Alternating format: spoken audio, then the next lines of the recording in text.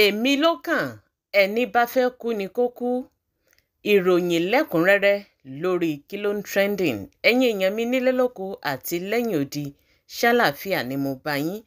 Gbajúgbajà òṣèré Nollywood Yorùbá Mercy Aigbe òun ló jẹ́ ká mọ̀ wípé òun ló kàn wípé ìyàwó àkọ́kọ́ èyí tí Kazeem Adeoti èyí tó fẹ́ ó ti lo ìgbà rẹ̀ ó ní ìgbà òun lòún wà yìí òun ló kàn òun ni igbe tí Mercy Aigbe ń ké sí ayé tá a bá gbàgbé èmi ló kàn èyí tí à ń gbọ́ yìí àwọn kan ló sọrú ẹ̀ ní ọjọ́ àná tó jẹ́ wípé nǹkan tá à ń rí yìí ó ti kọjá agbára lẹ́yìn èmi ló kàn ẹ wò nǹkan tí a rí ó ju nǹkan tí a rò lọ ẹ̀yin èèyàn mi nílé lóko àti lẹ́yìn odi Mercy Aigbe ó ní òun ló kàn tá a bá gbàgbé ọkọ Mercy Aigbe ìyẹn Kazeem Adeoti ó ti fẹ́ ìyàwó kan rí tẹ́lẹ̀ tí wọ́n sì jọ bímọ fún ara wọn wọ́n bí abo bẹ́ẹ̀ sì ni Elédùmarè ó fún wọn ní akọ gbólóhùn asọ̀ kan ló wáyé láàrin àwọn méjèèjì tó fi jẹ́ kí ìyàwó àti ọkọ kí wọ́n máa gbé ní ọ̀tọ̀ọ̀tọ̀ kò pẹ́ kò jìnnà la gbọ́ wípé Kazeem Adeoti ó fẹ́ Mercy Aigbe tí wọ́n sì jọ ń gbé ní ìgbé ayé àlàáfíà ìgbé ayé ìrọ̀rùn gbogbo ìgbà ni wọ́n máa ń jáde tí wọ́n sì máa ń fi ìfẹ́ hàn sí ara wọn jẹ́ẹ́jẹ́ ni olórin ẹ̀mí èyí tí a mọ orúkọ rẹ̀ ní Nathaniel Bassey tó gbé àtẹ̀jáde kan síta gẹ́gẹ́ bí nǹkan tí ọkùnrin olórin ẹ̀mí náà tó gbé sí orí péèjì ẹ̀ ìyẹn Nathaniel Bassey ó kọ síbẹ̀ ní èdè Gẹ̀ẹ́sì ó ní I told one of my girls today, you think you had a breakup but unknown to you it was a deliverance. Some of you are crying and broken over a failed relationship, not knowing God's mercy deliver you from a lifetime misery. You better wipe your tears and thank God. You will look back very soon and wonder what you were even thinking. God has a great plan for you. Cheer up, jare, blessings. Eléyìí ni nǹkan tí arákùnrin náà gbé sí orí Instagram page ẹ̀. Ó ń sọ fún àwọn obìnrin tó jẹ́ wípé wọ́n ti kúrò nílé ọkọ àbí tí ọkọ wọn kọ̀ kalẹ̀ èyí tí wọ́n ń ronú èyí tí wọ́n ń banújẹ́. Ó ní bóyá ṣe ni wọ́n mọ̀ wípé kúkúrò tí wọ́n kúrò nílé ọkọ àbí tí ọkọ wọn kọ̀ wọ́n ó ní kí wọ́n má ṣe banújẹ́ o pé ọ̀pọ̀lọpọ̀ ó kàn dàbí ẹni wípé Elédùà yọ kúrò nínú ewu èyí tó yẹ kó mú ẹ̀mí rẹ̀ lọ látàrí wípé tá a bá gbọ́ gbogbo nǹkan tí ń ṣẹlẹ̀ nílé ayé lóde òní bí ọkọ ṣe ń lu ìyàwó pa bí ìyàwó ṣe ń lu ọkọ pa eléyìí ló jẹ́ kí ó máa pàrọwà fún àwọn tó sì ń banújẹ́ wípé ọkọ fi wọ́n lẹ̀ àbí wọ́n kúrò nínú ìgbéyàwó ó ní ṣe ni ó yẹ kí wọ́n máa dunnú kí wọ́n gbàlù kí wọ́n máa jó ó ní ó yẹ kí wọ́n rí ọ̀rọ̀ náà bí ẹni wípé Ọlọ́run yọ wọ́n kúrò nínú ewu ìjàmbá ó ní ṣe ló yẹ kí wọ́n máa rí ọ̀rọ̀ náà bí ẹni wípé Ọlọ́run yọ wọ́n kúrò nínú ìtúsílẹ̀ ọjọ́ pípẹ́ ó nítorí wípé ẹ̀mí ọ̀pọ̀lọpọ̀ ò bá ti lọ látàrí nǹkan tí ń ṣẹlẹ̀ nínú ìgbéyàwó ní ayé òde òní ọ̀rọ̀ yìí ni Fúnṣọ́ Adéòtí èyí tó rí kó tó di wípé ó sì gbé jáde náà ó gbé sórí Instagram page ẹ̀ gẹ́lẹ́ tí àwọn èèyàn rí ọ̀rọ̀ náà ni àwọn èèyàn bẹ̀rẹ̀ sí ní sọ̀rọ̀ wípé wọ́n ní ṣe ló sì ń ronú ọkọ rẹ̀ àbẹ́ ẹ̀gbọ́ ṣó wá rọrùn ọkùnrin téèyàn bí ọmọ bíi 4 fún tó sì ń ṣe dáadáa kó tó di wípé ìjà wáyé tó ń tọ́jú ọmọ tó ń ṣojúṣe rẹ̀ lórí àwọn ọmọ tó bí irú ọkùnrin bẹ́ẹ̀ náà kò rọrùn láti gbàgbé ṣùgbọ́n gẹ́gẹ́ bí Elédùà ṣe kọ́ ìdí nìyí tí ó fi di oníyàwó méjì. Lára àwọn nǹkan tí àwọn èèyàn kọ sí abẹ́ àtẹ̀jáde náà èyí tí Fúnṣọ́ Adéòtí tó gbé sórí péèjì ẹ̀ ẹnìkan tó pera rẹ̀ ní Chiyoms ó kọ síbẹ̀ ó ní this woman is too hurting Mercy e no go fit better for you for causing so much pain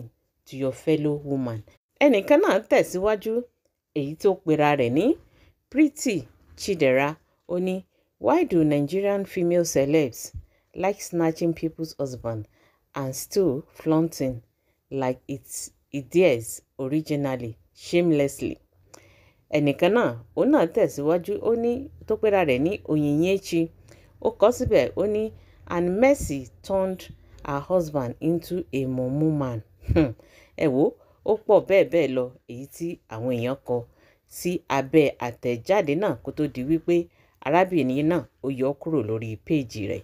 Bákan náà, tá a bá gbàgbé, ní ọdún tó kọjá lọ, ní on the 15th of February, ìyẹn 2023, Fúnṣọ́ Adéòtí ó jáde láti fi ẹ̀dùn ọkàn rẹ̀ hàn. Ó ní ọjọ́ yìí ló yẹ kó jẹ́ wípé àwọn ń ṣe ayẹyẹ àjọyọ̀ 20th wedding anniversary àwọn. Ó ní ọjọ́ yìí ló yẹ kó pé 20 ọdún tí àwọn fẹ́ ara àwọn, wípé ọjọ́ yẹn gangan ló yẹ kó káwọn máa ṣe àjọyọ̀. Ṣùgbọ́n ṣe ni láàánú wípé o, àwọn méjèèjì àwọn ò sí mọ́. Ẹ̀yin èèyàn mi nílé lóko àti lẹ́yìn odi, gbogbo ìgbà là ń rí Mercy Aigbe àti Fúnṣọ́ Adéòtí èyí tí wọ́n ń jáde tí wọ́n ń fi ìfẹ́ hàn síra wọn. Tá a bá gbàgbé, bá a ṣe ń sọ̀rọ̀ lọ́wọ́lọ́wọ́ báyìí, Mercy Aigbe kò sí nǹkan tí ò lè ṣe nítorí Kazeem Adéòtí. Kódà Mercy Aigbe ó ti gba ẹ̀sìn tí wọ́n sì ti fún un ní orúkọ èyí tí a mọ̀ ní Hajia Amina. Tá a bá sì tún gbàgbé, Mercy Aigbe ó tẹ̀lé ọkọ rẹ̀ lọ sí hajj ní ọdún tó kọjá lọ. Gẹ́gẹ́ bẹ́ẹ̀ ṣe ń rí ní ojú òpó mi yìí, kódà Kẹ́mi Afọlábí gan ò gbẹ́yìn. Àwọn mẹ́tẹ̀ẹ̀ta òun ni wọ́n jọ pàdé níbẹ̀. Gbogbo ọ̀nà òun ni Mercy Aigbe tó sì ń fi ìfẹ́ tó fi hàn Kazeem Adéòtí. Gbogbo nǹkan tó fẹ́ òun ló ń fún un láti fi tẹ́ ẹ lọ́rùn. Muhammadun Ahmadun Mustafa Mujaba Murtada Mujibun Mujabun To'a Yasin Ija innabi yilaki summa sihabi alayhi salatun daiman lam tufattaqi annabi Muhammadun. Ẹ̀yin èèyàn, ẹni tí ó gba Kazeem Adéòtí lọ́wọ́ Mercy Aigbe yóò múra gidi gan ni.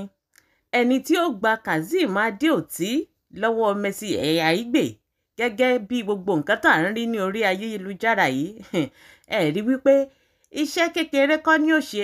Ṣùgbọ́n o, gẹ́gẹ́ bí ìròyìn ti fi tó wa létí, kì í ṣe wípé Kazeem Adéòtí àti ìyàwó rẹ̀ àkọ́fẹ́ ìyẹn Fúnṣọ́ Adéòtí wọ́n ti kọra wọn lẹ̀ pátápátá. Ìpínyà ló wáyé láàrin àwọn méjèèjì, èyí tí àwọn eléyìnbó ń pè ní separation. Lọ́wọ́lọ́wọ́ báyìí wọ́n sì ń fẹ́ra wọn torí pé kíni, wọ́n bí ọmọ fúnra wọn. Gẹ́gẹ́ bá a ṣe gbọ́, Fúnṣọ́ Adéòtí òun náà jáde, ó ní bó tilẹ̀ jẹ́ wípé àwọn ò sí mọ́, ó ní ọkọ òun sì ń ṣe ojúṣe rẹ̀ lórí àwọn ọmọ rẹ̀. Tá a bá gbàgbé, a rí wípé a máa ń rí Adéòtí náà pẹ̀lú àwọn ọmọ rẹ̀ tí wọ́n máa ya fọ́tò èyí tó máa ń gbé wọn jáde lóòrèkóòrè. Ẹ̀yin èèyàn mi nílé lóko àti lẹ́yìn odi, èmi ló kàn.